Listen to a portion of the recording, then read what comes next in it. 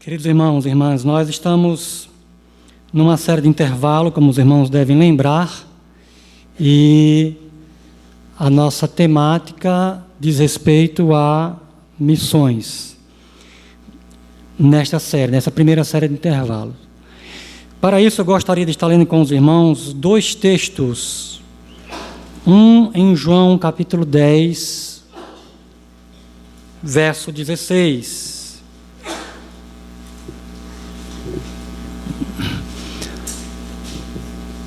João, capítulo 10, verso 16. O outro texto é Apocalipse 5, verso 9.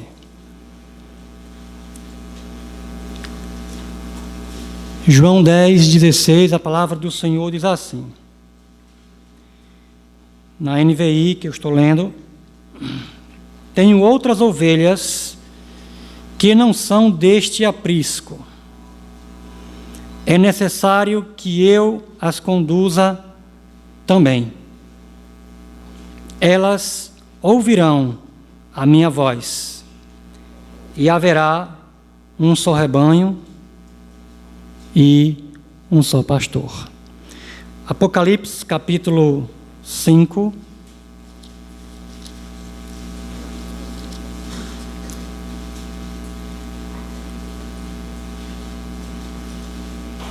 Verso 9.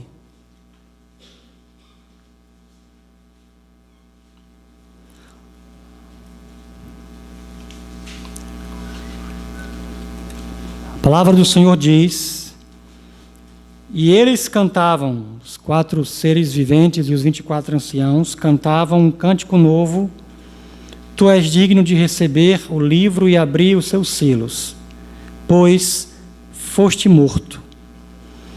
E com teu sangue compraste para Deus gente de toda tribo, língua, povo e nação. Senhor, nosso único interesse nesta noite é que teu grande nome seja glorificado através da tua palavra, Senhor. Faz isso, porque assim seremos felizes e satisfeitos em ti. Em nome de Jesus, amém. E amém. Irmãos, 3 coisas incorrigíveis. Pais orgulhosos falam dos seus filhos, falam bem dos seus filhos. Torcedor fanático vai querer convencer que o seu time é o melhor. E fãs vão querer fazer suas celebridades serem admiradas por outras pessoas. Ou seja, fãs querem gerar novos fãs. A pergunta é: por que a coisa se dá assim? E a resposta não é difícil de entender. Porque nós temos a necessidade de falar bem daquilo que nos causa prazer. Na verdade, podemos afirmar que nós fomos criados de tal forma que ficamos sem saída, senão falar bem daquilo que nos traz orgulho, daquilo que nos traz satisfação, daquilo que nos dá prazer. Portanto, é inevitável que pais orgulhosos falem de seus filhos. É inevitável que torcedores muito vibrantes queiram falar bem de seus times e discutirem a favor deles no campeonato. Enfim, irmãos, nós iremos falar, nós iremos elogiar, nós iremos divulgar aquilo ou aqueles que nos causam prazer. Isso, portanto, é mais do que natural e mais do que esperado. No entanto, ao mesmo tempo que isso é natural, precisamos nos lembrar e sempre manter em mente a nossa condição de pecadores. E nesta condição de pecadores, as nossas afeições, e quando eu falo aqui afeições, no sentido antigo, eu me refiro àquelas emoções, aqueles movimentos sentimentais que nos fazem amar algo ou alguém, mas também nos fazem odiar algo ou alguém. As nossas afeições, portanto, assim compreendidas, elas podem estar distorcidas. Como pecadores, não é difícil que as nossas afeições estejam onde elas não deveriam estar. Em outras palavras, podemos estar amando aquilo que deveria ser objeto do nosso ódio e podemos desprezar aquilo que deveria ser alvo do nosso prazer. Irmãos, se é assim, se na condição de pecadores podemos ter as nossas afeições distorcidas, de tal forma que estamos admirando o que não deveríamos admirar, ou estamos admirando em excesso, e aquilo que deveria ser objeto do nosso prazer, do nosso falar bem, do nosso louvor, é desprezível aos nossos olhos. Se é assim, se nós corremos esse risco, precisamos urgentemente de um critério de medida que sirva para um autoexame, a fim de que nós mesmos possamos constatar como se encontram as nossas afeições. Estão elas no lugar certo? Estão elas fixas nos objetos ou nas pessoas certas? Para respondermos a esta pergunta, já que nossas afeições, nossos movimentos emocionais nos levam a falar bem daquilo ou daqueles que nos dão prazer, nada mais apropriado do que colocar os nossos olhos por um instante no lugar ou na realidade onde o louvor é perfeito. Do que nós estamos falando, irmãos? Estamos falando do céu. No céu, o louvor é perfeito. No céu, o objeto apropriado das nossas mais profundas afeições está no centro, o próprio Deus. De forma que quando nós olhamos para o louvor no céu, quando nós prestamos atenção às temáticas, aos assuntos, às verdades que movimentam o louvor no céu, podemos ter um parâmetro, uma medida de como se encontram as nossas afeições aqui na terra. Para isso, então, eu quero remontar ao texto que nós lemos essa noite do livro do Apocalipse, capítulo 5, verso 9. Irmãos, nesse texto, nós não estamos simplesmente no lugar perfeito. Afinal de contas, quando Jesus nos ensinou a orar, Ele disse: Pai, seja feita a tua vontade na terra, assim como no céu.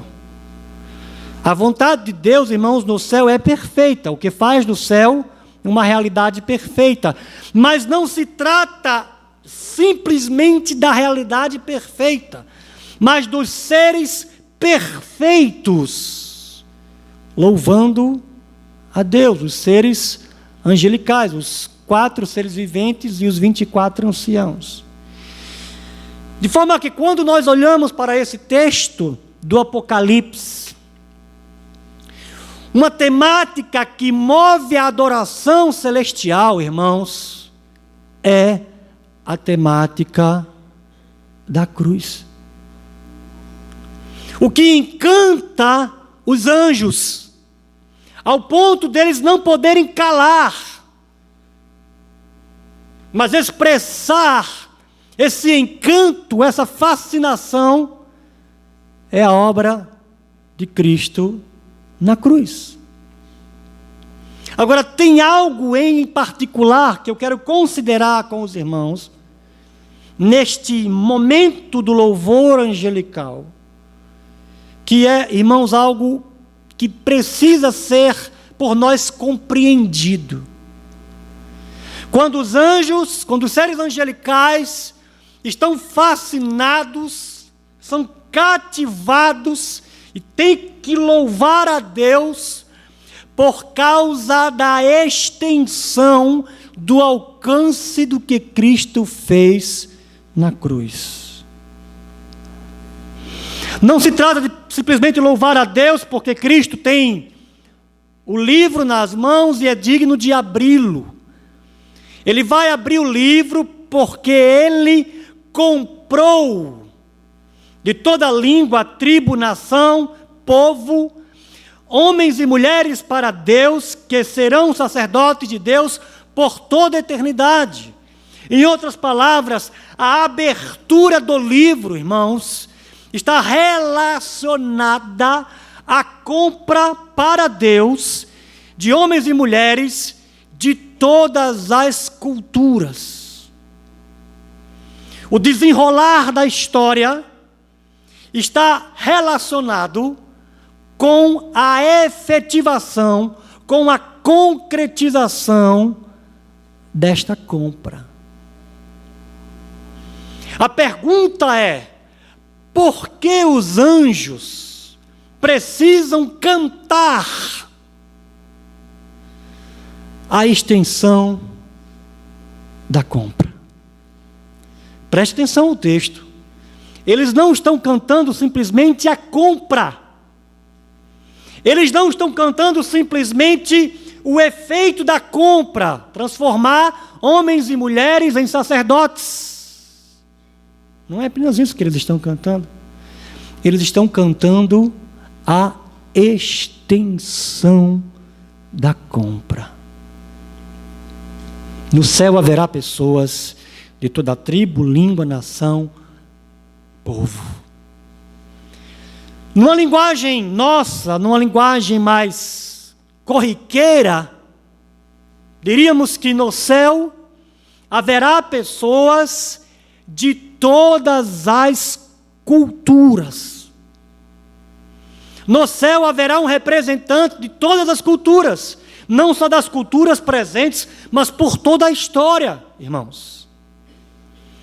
E aí vem a pergunta: por que é que isso fascina os seres angelicais?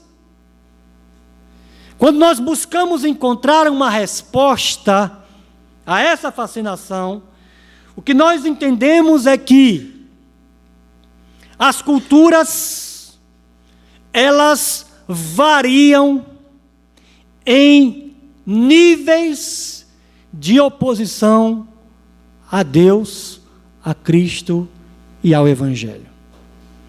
Ao mesmo tempo que cada cultura tem elementos que facilitam as pessoas daquela cultura a receberem o Evangelho, cada cultura tem elementos que dificultam as pessoas que pertencem àquela cultura de receber o Evangelho.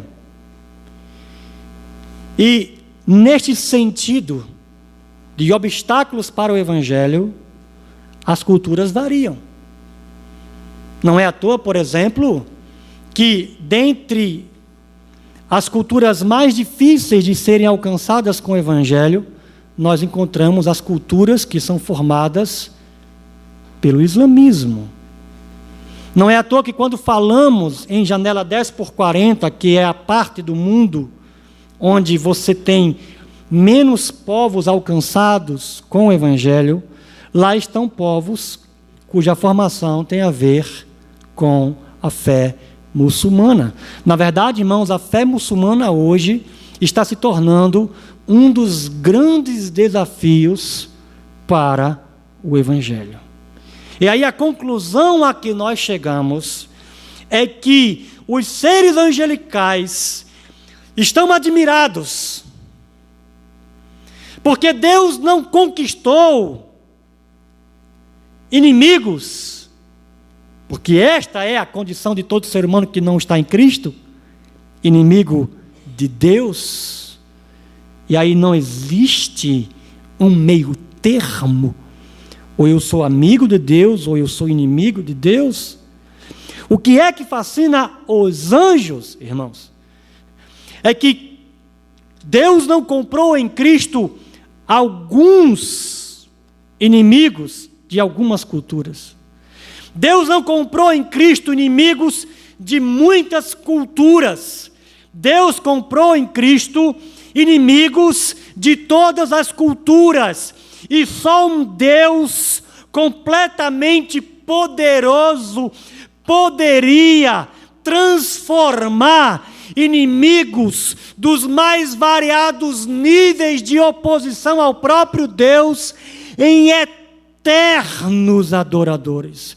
Irmãos, quando os anjos olham para a cruz, quando os anjos observam o que a cruz realizou, eles têm uma percepção que talvez nos falte do poder de Deus exibido na cruz, um poder que quebra toda a resistência, ao ponto de no céu haver representante das mais variadas resistências ao Evangelho, porque quando o Evangelho chegou lá, o Evangelho foi tão fascinante que os opositores mais ferrenhos se dobraram como adoradores eternos do Cordeiro, e no céu estarão fazendo isso por toda a eternidade. Os anjos estão fascinados com a extensão do alcance da cruz, ao ponto de precisarem cantar e proclamar no céu a glória de Deus revelada no alcance da cruz. No entanto, irmãos, isso não basta para os seres angelicais. Quando nós olhamos para o Apocalipse, quando nossa visão se amplia para toda a Escritura, os anjos, seres angelicais, nos mais variados níveis, já que podemos falar assim, deles, sempre se envolveram com a história da salvação. De Gênesis a Apocalipse, os anjos estão envolvidos. Eles fazem parte desse projeto de Deus de derrotar inimigos de todas as mais variadas culturas. Não dava para os anjos ficarem assistindo simplesmente o desenrolar da história da salvação. Não dava para os anjos simplesmente cantarem a extensão da obra da cruz. Eles precisavam se envolver. Eu não estou falando aqui, irmãos, de seres angelicais enviados para simplesmente cumprir a ordem de Deus. Não! Quando nós olhamos para as Escrituras, os anjos de Deus têm interesse na missão que Deus dá a eles, quanto ao desenvolvimento da história da salvação. Eles querem participar. Não dá para ficar de fora desta obra que exibe tão maravilhosamente a multiforme glória do nosso Deus. E os anjos não conseguem ficar de fora, irmãos. E aí vem mais uma pergunta: qual é a expectativa que Deus tem a nosso respeito, a nós como igreja? Se olharmos para o céu e vermos que lá o louvor perfeito envolve essa admiração pela extensão da obra da cruz, eu pergunto, seria o nosso envolvimento diferente do envolvimento dos seres angelicais?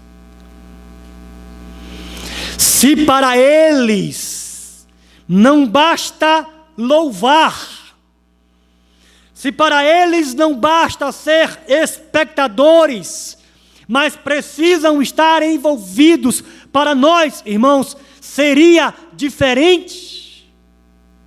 Lembrando que há um grande abismo entre nós e os seres angelicais no céu. Eles não precisam de redenção. Já eu e você somos alvos diretos do que Cristo fez na cruz. Em outras palavras, irmãos, os seres angelicais admiram a redenção, se envolvem com a promoção da redenção, louvam a Deus por ela, sem serem beneficiados ou sem a experimentarem.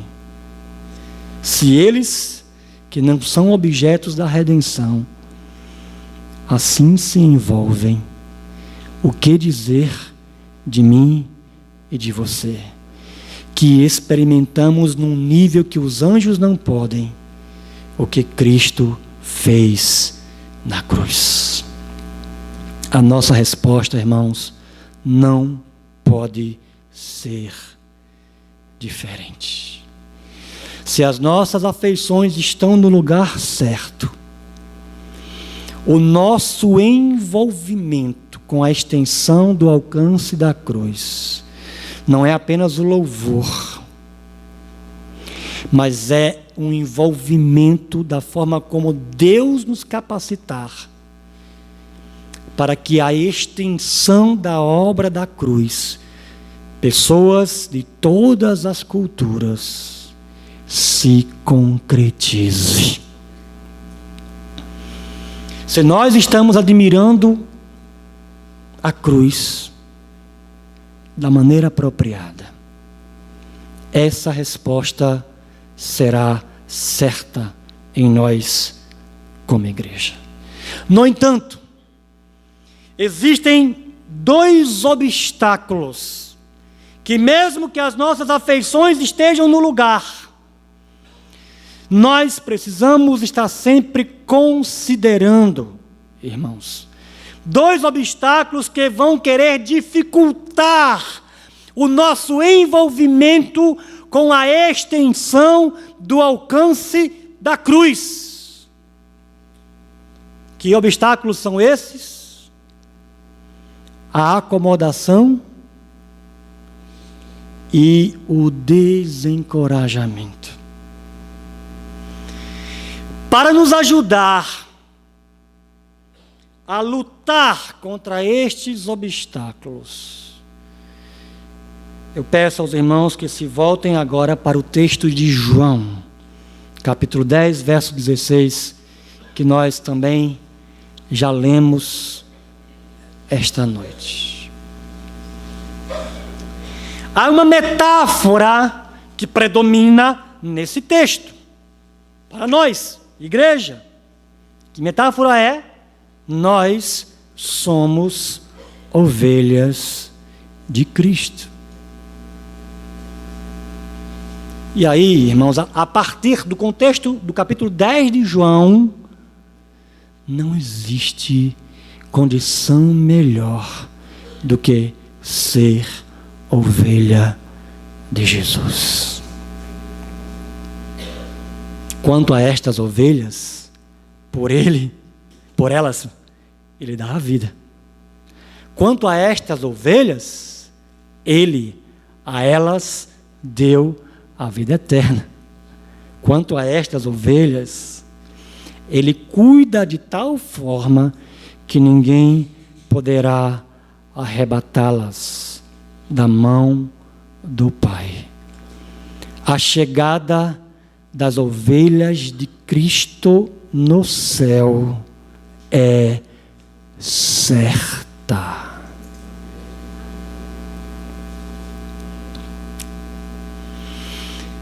Irmãos, como se não bastasse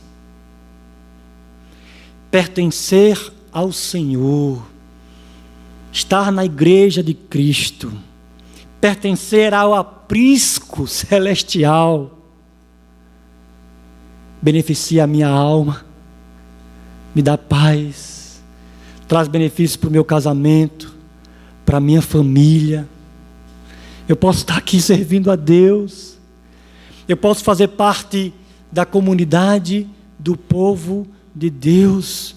Não se trata, irmãos, de simplesmente o que vai acontecer no céu, mas de benefícios que me alcançam aqui e agora.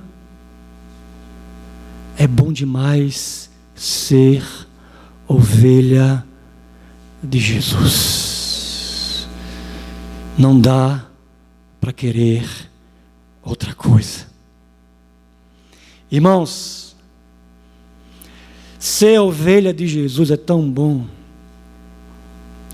que nós começamos a nos sentir como Pedro, Tiago e João, quando vão ao monte da transfiguração e vem a glória do Senhor, e vem a nuvem da glória de Deus Pai, Jesus transfigurado diante deles. A coisa, irmãos, é tão maravilhosa que a sugestão de Pedro é: Senhor, façamos o seguinte, construamos aqui 3 cabanas, uma para ti, outra para Moisés, outra para Elias, porque o Senhor é bom demais estar aqui. É bom demais estar nessa igreja, irmãos, adorar a Deus, ouvir a sua palavra, ser confortado pelo Senhor, animado pelo Senhor. É bom demais. É tão bom, irmãos, que nós começamos a correr o risco de acomodação. E aí, para usar uma metáfora que Piper emprega, analisando esse texto,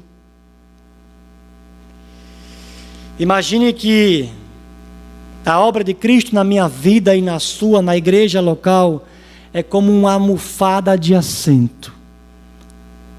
Fofinha, confortável, anatômica.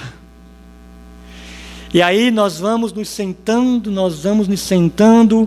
e esse texto que nós lemos tem um papelzinho a cumprir.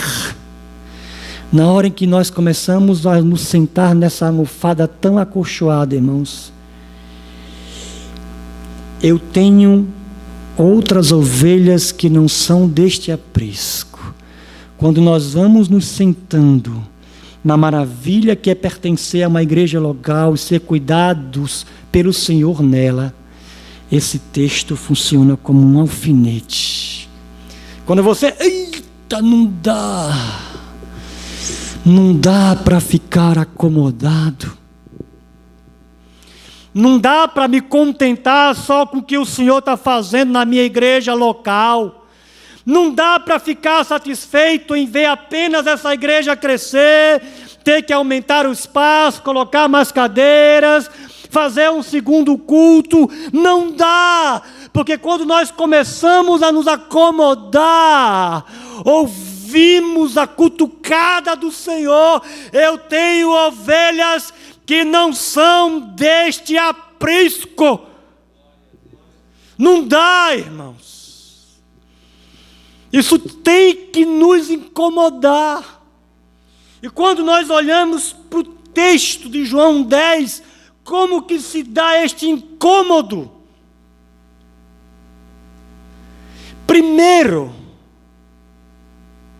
Jesus diz que suas ovelhas ouvirão a sua voz e o seguirão.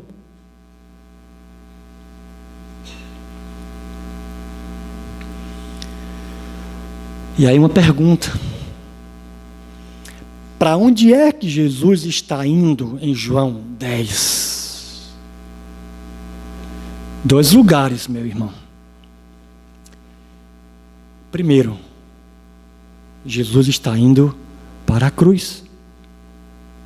Ele diz mais de uma vez em João 10, o bom pastor dá a vida pelas ovelhas. Para onde que Jesus está indo? Aliás, João 10 funciona como uma antecipação do que vai acontecer mais na frente no Evangelho de João. Para onde que Jesus está indo? Jesus está indo para a cruz. Minhas ovelhas ouvem minha voz e me seguem. Irmãos, se na condição de ovelhas estamos seguindo Jesus, para onde vamos? Senão para a cruz. Ele mesmo diz: quem quer vir após mim, negue-se a si mesmo, tome sua cruz e siga-me. É ovelha de Jesus e o está seguindo, vai segui-lo para a cruz. Qual é o outro lugar? Em João 10, para onde Jesus está indo? Ele está indo para os outros apriscos. O aprisco onde ele se encontra é o judaísmo. Seus primeiros discípulos são judeus. Mas para seus discípulos, que corriam como nós corremos, o risco de acomodação, ele diz: ei, eu tenho outras ovelhas que não estão aqui. Jesus falava dos gentios. Falava de nós, irmãos. E ele ia atrás. Ele ia para estes outros apriscos. Nós estamos aqui hoje porque ele veio atrás. Só que tem um detalhe, meu irmão. Para nós hoje, que somos aprisco do Senhor, ele continua dizendo, ele tem ovelhas em outros apriscos, que não é a cidade de João Pessoa apenas, a Paraíba, o Nordeste, o Brasil, América do Sul, América Latina. Não, irmãos, há ovelhas em outros apriscos. Nós estamos seguindo o pastor, o bom pastor. Se nós estamos seguindo, nós o seguiremos a estes outros apriscos também. Portanto, como Piper diz, esse texto é como um alfinete. Quando começamos a nos acomodar na maravilha que é pertencer a uma igreja local, ser cuidado pelo Senhor numa igreja local, e o risco que corremos de nos acomodar, esse texto vem nos alfinetar para que não aceitemos tal acomodação, irmãos. Porque se somos ovelhas dele e o estamos seguindo, vamos segui-lo para onde ele vai. E para onde é que Jesus está indo agora? Ele está indo atrás de suas outras ovelhas que não estão neste aprisco. Segundo obstáculo, desencorajamento. Afinal de contas, estamos falando, irmãos, de nos envolver com a conquista dos inimigos de Deus. E para nós entendermos um pouquinho melhor como é que a coisa funciona, pense no seguinte: todos nós aqui já tivemos problemas com algumas pessoas. Na família, no trabalho, na escola, na igreja, não é? Todos nós. Se não tivemos, pode esperar que você vai ter. Agora pense o seguinte: uma pessoa que começa a ter problema com fulano, com beltrano, com cicrano. Porque todos nós podemos ter problema com alguém. Mas quando uma pessoa começa a ter problema com várias outras, aí a conclusão, que parece inevitável, como diz minha esposa, fulano tem probleminha. Irmãos, é uma pessoa difícil. Todo mundo está errado, só fulano está certo. Você já conheceu aquela pessoa que não para em emprego nenhum? E aí quando você vai perguntar, mas o que foi que aconteceu? Ah, e o chefe, como é que era? Ah, o chefe é aquele infeliz. E a chefa? A chefa é aquela miserável. E os colegas de trabalho? Ah, esses aí são enviados do cão. Quer dizer, irmão, está todo mundo ruim. É todo mundo problemático. Só que não é ele. Você conhece pessoas assim? Parece que a conclusão é inevitável, né? Agora os irmãos pensem o seguinte: quando saírem por aquela porta, a maioria das pessoas que vocês encontrarem são inimigas de Deus. Se você ligar a sua televisão e ver uma multidão reunida, a não ser que seja uma multidão de cristãos, a maioria daquelas pessoas está na condição de inimigos de Deus. E aí, aquela velha história, né? Quando uma pessoa tem problema com várias, no mesmo lugar, no trabalho, na igreja, onde for, aquelas pessoas começam a se unir contra ela. Raciocínio bem lógico. E aí você pensa, vários inimigos de Deus juntos. Qual vai ser a reação? É claro, irmãos, que o problema não está no nosso Deus, que é perfeito. O problema está no homem.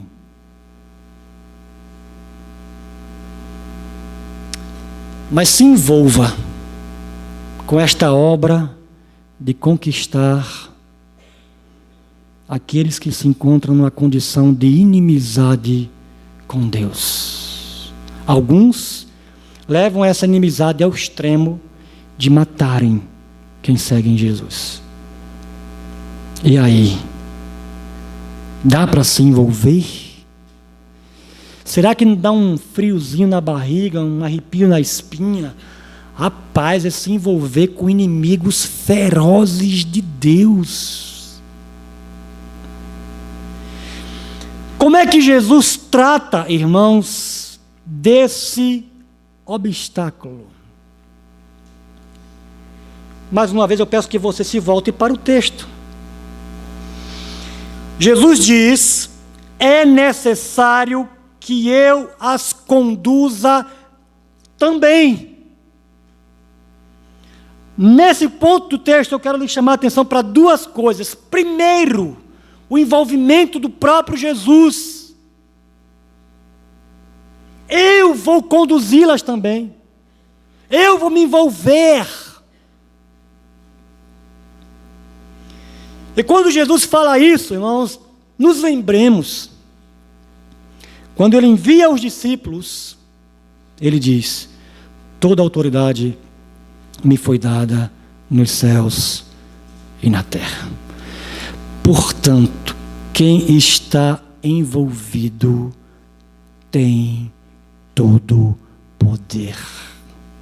Não há quem lhe possa resistir. Segunda coisa que eu quero chamar a sua atenção nessa pequena expressão: é necessário que eu as conduza também. Essa expressão é necessário. A maneira como o grego está construído aqui mostra que se trata de um decreto de Deus Pai.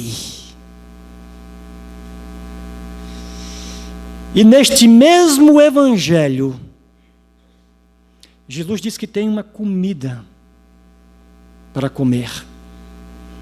Fazer a vontade do Pai e consumar a obra que Ele entregou em suas mãos. Sabe qual é a vontade do Pai no Evangelho de João? É que nenhuma das ovelhas dadas a Cristo se perca. Se trata, irmãos, da vontade do Pai. E Jesus não deixará a vontade do Pai fracassar uma única vírgula. Não há ovelha que Deus o Pai tenha entregue a Jesus que não estará no céu. Porque Jesus cumprirá a vontade do Pai, toda ela. Isso significa alcançar todas as ovelhas. A outra coisa que eu quero chamar a sua atenção no texto, Jesus diz: elas ouvirão a minha voz. Quando Jesus diz isso, irmãos, ele está falando das ovelhas em outros apriscos. É certo que as ovelhas ouvirão a voz de Cristo quando o Evangelho lhes for proclamado. Portanto, é verdade, no presente são inimigos de Deus. É verdade, são opositores do Evangelho. É verdade, para eles a mensagem da cruz é loucura. Mas a condição será esta, até o dia em que ouvirem a voz do pastor. Porque quando ouvirem a voz do pastor, serão transformados de bodes em ovelhas. Serão colocados ao lado direito para ouvirem: vinde benditos do meu Pai, possuí por herança o reino que vos está preparado desde a fundação do mundo. Irmãos, se esta é a eficácia da obra de Cristo na cruz, eu e você não podemos ter outra reação senão envolvimento firme e resoluto. Envolvimento, irmãos, que não cede às pressões, porque sabemos que as ovelhas de Cristo vão lhe ouvir a voz. Eu tenho outras ovelhas que não estão neste aprisco. Quantos povos, irmãos, não alcançados? Quantos povos que não têm uma única parte da Escritura traduzida para a sua língua? Como está o seu envolvimento com estas outras ovelhas de Cristo que não estão em nosso aprisco? A voz do pastor vai chegar lá, mas a voz do pastor chega lá com a pregação do Evangelho. E quem ele vai usar, irmãos? A mim e a você. Portanto, precisamos fazer a pergunta: como anda o meu envolvimento com o alcance da obra da cruz? Como anda o meu envolvimento com os povos não alcançados? Sou eu um dos que vão? Sou eu um dos que investe nos que vão? Estou eu entre aqueles que preparam os que vão? E aqui eu quero concluir com um convite aos pais, particularmente aos pais aqui, que ainda têm filhos e filhas em tenra idade. Você já pensou em investir no seu filho ou na sua filha para fazer deles missionários? Em particular, missionários para os povos não alcançados? Antes que você responda a essa pergunta. Lembre-se, se a sua afeição está no lugar certo, conforme o modelo do louvor perfeito no céu, você vai admirar a extensão da obra de Cristo na cruz de tal forma que empregará todos os recursos para que as outras ovelhas que estão fora do aprisco ouçam a voz do pastor, inclusive se esses recursos forem as preciosas dádivas dos nossos filhos, irmãos. Porque a bem da verdade, não há carreira mais gloriosa que possamos desejar para os nossos filhos e filhas do que serem missionários entre aqueles que ainda não ouviram o Evangelho. Vamos orar.